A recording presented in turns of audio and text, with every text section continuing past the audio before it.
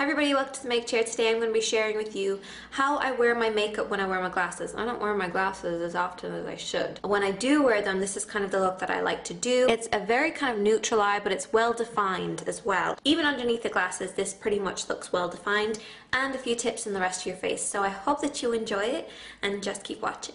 Very first thing that I did was start off with cleansed, moisturized face, and then I applied a bit of a primer. Now the primer that I used is the Pure Minimizing Primer by Almay. The reason I use this is because around your nose area where your glasses can sit, that area can kind of gather a lot of makeup. So this will prevent that.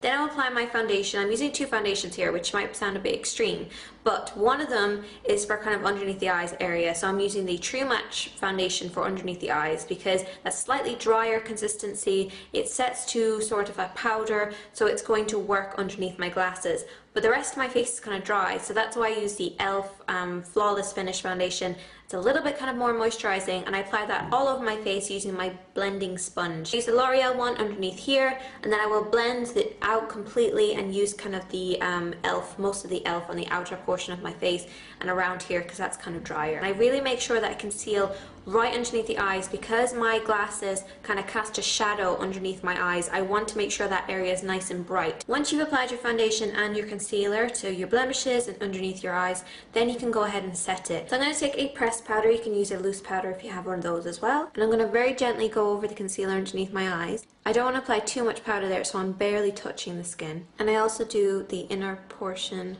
of the nose. And then I just do the sides here too. We're going to start off with the brows. I first of all take a spoolie, which is like a clear mascara wand, and I will brush my brows upwards. And then I will take my brow pencil and I'll start to fill in where I don't have many hairs.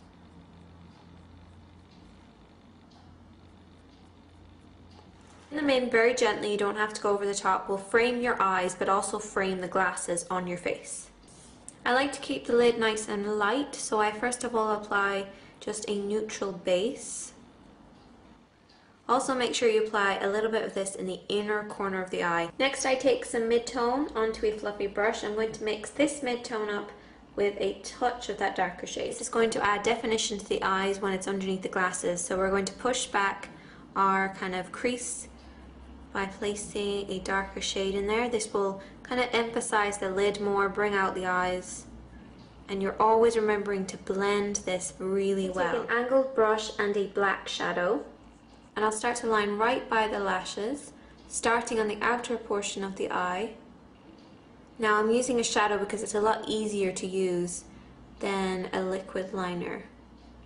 So you could use a liquid or a gel liner first, and then do the powder over the top, but I just like the kind of softness that you get from a shadow. Use the angles that are in your brush. When the thinnest part is in here, you're going to create a thin line, and then flip it over to do the thin line on the outer portion here as well. But it's just soft and subtle.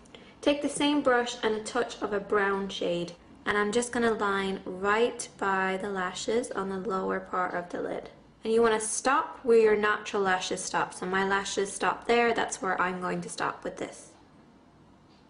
Then I take a white or an off pink pencil and I work this on the lower waterline, and this will really brighten up underneath there. Next you want to move on to curling your lashes.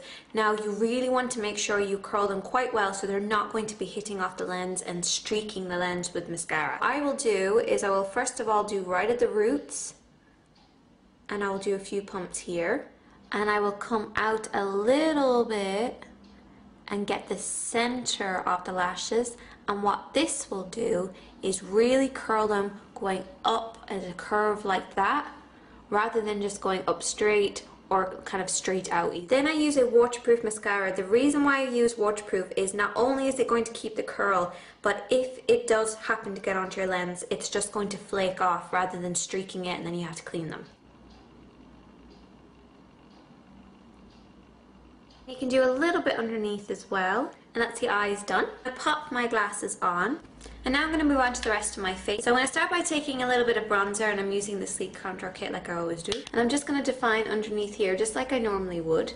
But the great thing is I know where my glasses are. I keep wanting to say lashes, but glasses are, so that I can see the shadow that it's casting, and I'm not going to interfere with that. I'm going to move on to blush. I'm going to be using this rose pink, and I'm just going to smile and just get the touch of that apple there, which is this part that sticks out. But I'm not bringing it up the same way that I used to, because usually I would bring it kind of in this area and then blend it upwards. But because I have my glasses on, I'm just going to do here. Depending on the glasses that I've decided to wear, that kind of makes me decide on what lip to wear. So if I'm wearing these ones here, which are kind of dark framed, you can kind of imagine them like a smoky eye. So you wouldn't want to go with something too intense with them, unless you're doing it for like a night out, and then you can have like a pink or a red, but just make sure that it's not too intense, because obviously you're going to be competing for attention then, so which you don't really want to do. Whereas if I'm wearing these ones, which are kind of a soft pink, barely there, sort of matching with my hair color, then I can get away with wearing kind of a stronger lip throughout the day without it looking like it's too intense or too crazy. But I still wouldn't go for something too outrageously strong on the lips, because you don't want to be fighting for attention with the eyes. So I hope that you enjoyed this look. I will talk to you soon. I'm Shady Katie, and thank you so much for watching.